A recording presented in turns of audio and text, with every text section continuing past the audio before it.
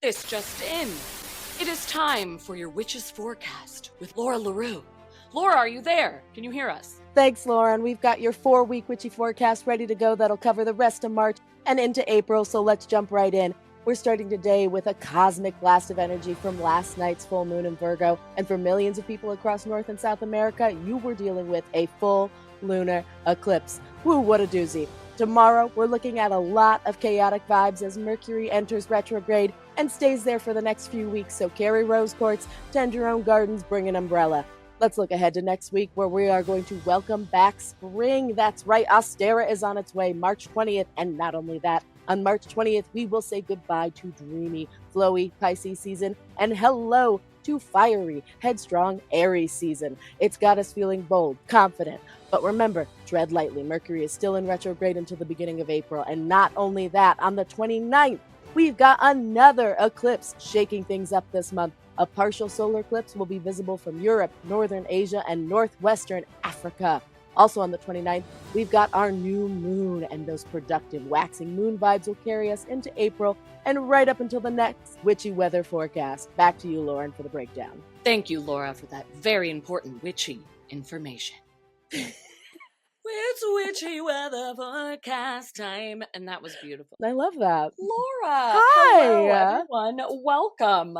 Resident Green Witch bringing us the forecast. I'm so excited. This is really fun. Thank you for including me on these new segments. I'm looking forward to joining you guys. You know, new year, new segments. Everyone is always so happy to have you. Like, you are at one of the most requested people to come on. Everyone wants to ask you back. So, oh my God, that's so sweet. It's real, girl. It's always great to be back. Tell us what's up. Let's jump right into that breakdown. So, I hope you guys enjoyed our bit. I went really fast there. So let's kind of break things up. Let's talk about that full moon. I know we're recording this before the full moon, but when this gets released, it will be full moon. The full moon we experienced last night came around like 2:30, 3 in the morning. So if you were, well, at least for my time, for you, Lauren, in Los Angeles, it was probably around like midnight. I don't know if you got a chance to go out. I don't know. Do you usually partake in full moons? Do you charge your crystals, make your moon water? Yes, I was just about to say it's my charging crystals time and sometimes my cards too, which like I know, like I've been told that you like really only have to do like a cleanse or a charge if they're like gifted to you or came from somewhere else. But I just always feel like it's a nice time to recharge them. It's just something for my brain.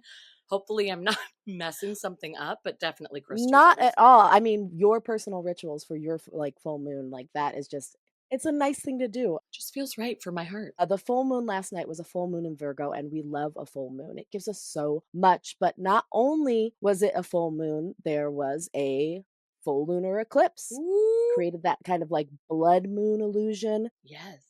And eclipses can bring big shakeups and big revelations. And this one was calling you to release from your need for control, to embrace life's mysterious side. Spiritual exploration and creativity require freedom. So this full moon in Virgo is asking you to do just that. The full moon in March is sometimes known as the storm moon or the wind moon or even the death moon. Ooh. Oh. But that's because it's ushering in a time of change and awakening after this bleak, dormant period of winter. Like this is kind of the first spring moon. I mean, we're not to spring quite yet. Spring awakening. Yes. I love that. Things are coming back. The dust is kind of shaking off. Like everything's kind of coming back. So right now it's a good time to do spells and set intentions for personal growth. Really kind of focus on yourself, especially now that the moon is going to be waning. It is a time to be looking inwards. So really now's a good time for That's so good. For you, for self-care.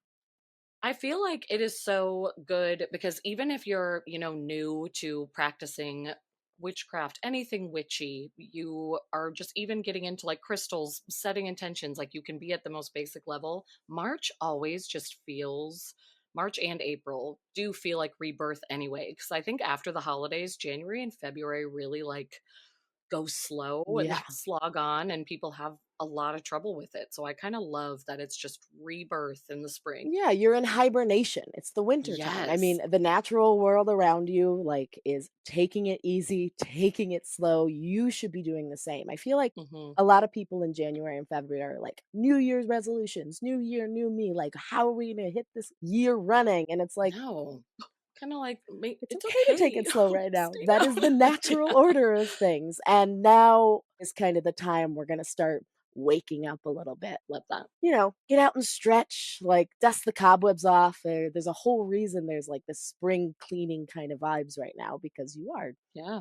kicking the dust off everything. So this is a really chaotic March. March is going to be a really chaotic month. It kind Yes. of is coming out of this sleepy, nice, like Pisces season right after this full moon. So tomorrow, Mercury in retrograde. Wow, wow. Why? Why? Nobody likes it. Nobody likes it. No, I hate it. Retrogrades occur. I said that really weird. Retrogrades occur when a planet appears to rotate backwards. This is caused because there's different speeds at which the planet orbits the sun, and it's kind of an optical illusion. The planet's not actually spinning backwards. But from Earth, when we're looking at them, it looks like it is. All planets do this, and because each planet rules different emotions, different feelings, different headspaces, when Mercury is in retrograde, you hear about it quite a bit because Mercury is the logistical planet. It Okay. rules communication, schedules, timing, even technology. So its retrogrades can really mess things up. That makes so much sense, probably to everyone listening Yeah. to this. Like, it's always like, why is it ruining what feels like my Yeah. entire life? But that really And tracks. a lot of people like to blame a lot on Mercury in retrograde. Sure, sure. And I mean, I take it easy. I try to think a lot before I speak when Mercury is in retrograde, but I do like to equate it as like it's just a windy day. Like there's a strong wind, it doesn't mean that you can't drive your car. It's not so strong that it's pushing you back. You Sure. can go out, you can do your daily things. Just take it easy. Yeah, You're going to have a little resistance. That's kind of what I was thinking of. sure. So tread lightly. Like that's good advice. And you don't have to blame like every single inconvenience, but just know that you might meet Yeah. resistance. I feel like that's the best way to put it, Laura. Yeah, it's nothing to be scared of, just a little resistance. And this retrograde will stay with us until April 6th. So Okay. it's with us for the rest of the month. It's there till April 6th. So, Can be strong. We can do hard things, everybody. well, and like I was saying earlier, the full moon just happened. Hmm. So it is time for the waning moon. And that is a time to focus inwards, prep spells and meditations that involve decrease or letting go. And that's actually perfect timing for retrograde. So if you are already taking it easy because you're in the waning moon phase, taking it easy because you're also in retrograde, it just kind of seems like all signs It are matches. pointing It's the to time. take it easy. Take it easy. Have some grace with yourself. But just because there's a lot of chaotic energy from the moon, there's a lot of things telling you to take it slow and take it easy, that is not going to put a damper on what I'm looking forward to so much. It's the spring equinox. Woo! I'm so excited Oh too. my gosh. Ostara is, I think, one of my favorite witchy celebrations of the year. Same. You introduced it to me 2 years ago, I think. You were the first one to teach me about it. And I have been obsessed ever since and now like practice different spells and rituals during it. So it's so exciting. It's really the first time of year you get to like have this light, airy, breezy, like fun refresh. The lights returning, the sun's returning, Mother Earth is waking up and saying hello. It's time to start looking at this year and seeing possibilities. This Sabbath celebrates the triumph of life over death, as well as fertility and creativity. It's a time for planting seeds, literally and figuratively. So if you use a lot of herbs like I do in your spells and your craft, now's a good time to start planting them. It also is start setting those goals you want to attain throughout the year. Start setting those intentions. It's a good time to start looking ahead, and it's a good time for new beginnings. Oh, we all need that. See, it doesn't have to be January. Put It those New doesn't have Year's to be January. resolutions, New Year's? What did I say? New Year's resolutions New aside. Year's. New Yep. York. No. It's any time is good. You can start again anytime. There are so many ways you can celebrate Ostara. I, in the past, have made this really great lemon lavender cake, Yum. which I don't know if you remember this video. It's been a couple years, so if Yeah, I think we posted it, right? like it's an old witchy Wednesday. Yes.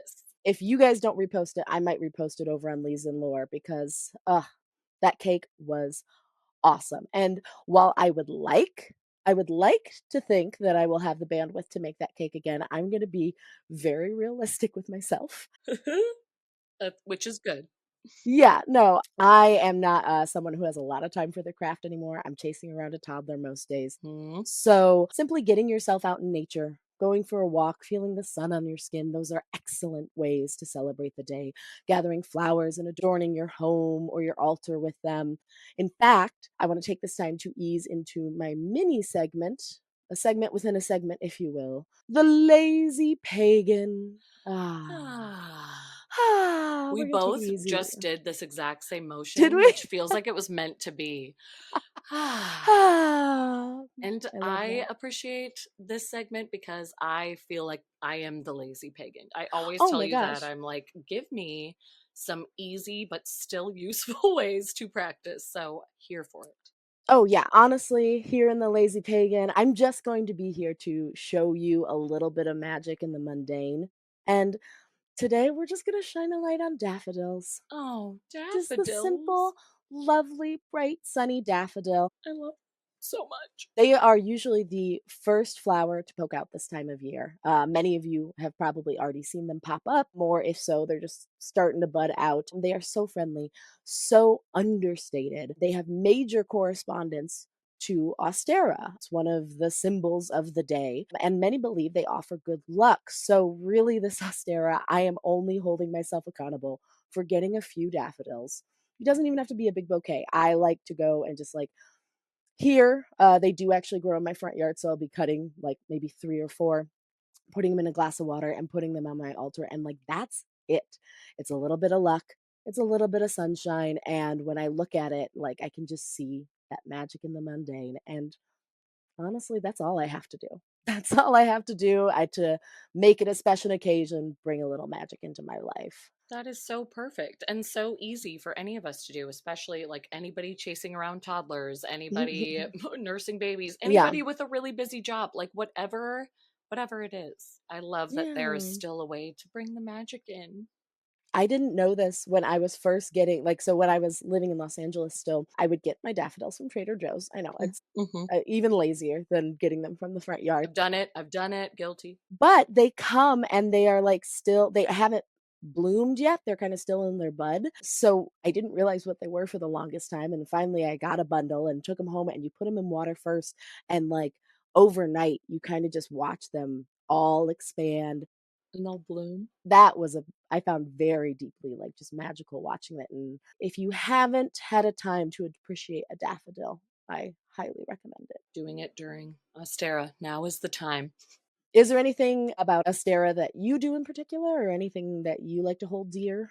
Well, again, because of you, that's like the only reason I started practicing. So again, like Laura LaRue, big shout out. Hey, hey, I'll take it. I'll take it. I have always used, because we were living in a tiny apartment before we moved to this new space, I would use our bar cart in our living room as an altar because it truly felt like the only space that like wasn't touched by a child or by Alex because his office was basically in our bedroom. Sure. And so everything was taken over. So I would put flowers that I picked around our neighborhood there, and just like I would add as much greenery as I could.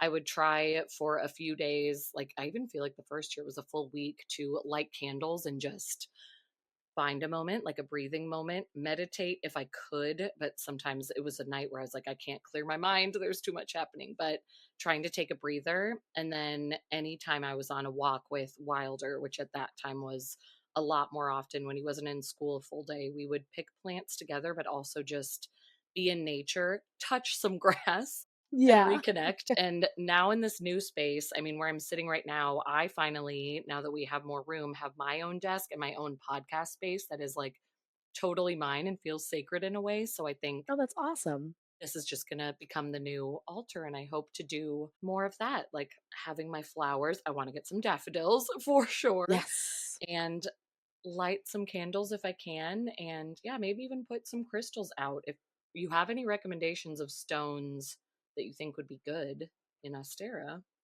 Off the cuff, I do not, but I do make lots of notes, and I have a full Ostara page in my journal that is in a box somewhere. So I will absolutely make sure to do a Witchy Wednesday post leading up to Ostara, and I'll dive deeper into a few more of the correspondences. My big things are always scents, so like incense or smudging bundles. The correspondence I always look for are like a scent, a site, so like the flowers or the Yeah, crystals. right. So I'll put something together for sure. And which, like, I don't know how much you know about jade. This was such like a weird situation. I mean, not weird, but like beautiful. Alex and I went on this weekend getaway up to Big Sur, which is just like a I stunning, love Big gorgeous Sur. place. Oh my Yes, I was god. like, it was like Yes. misty and gorgeous. We were in the middle of the forest in this hotel. And what I loved even more about the hotel is our last night there, when they came in to do room service, they placed a little jade stone on each of our pillows with a little note saying, like, for rest, for peace, for Oh my renewal. god. And also, like, this is my favorite color. Like, this is the exact color of like green, if you could even call it, that like speaks to me the most. So, as far as you even saying like having a visual, I was like, I just want to like keep this in front of me at all times. But I just thought it was a cute, meant to be moment. That just sounds like your stone in general, but That's what I'm green and saying. yellow are the corresponding colors for Astera. So yeah, having some green around feels It good. feels right. Feels good, feels right. And that's kind of what's important. What feels good, what feels right. Laura, thank you as always to our, I'm like, we have so many titles now, like resident, green, witch, pagan, lazy Yeah. pagan, resident, all of the things, but you are our glorious witchy forecast queen. Thank you so much. Thank you so much for having me. I guess that's kind of the beauty about having your own craft is it is ever evolving. I see myself more as a pagan now than I do a green witch, but honestly, I love that. Evolving. there's still like practices that I take from like, witchcraft and paganism, and honestly, It's yours. it's mine. But it's always lovely to be here talking witchy things. I am so looking forward to doing it again and again and again. I can't wait till the next one. We get to do a monthly segment. It's so exciting, Yeah. everybody. And see if I can get it on. Now it's back to you. Keep it weird, Ashley and Lauren. That's gonna, Ashley will be like, I cut that part. That was fun.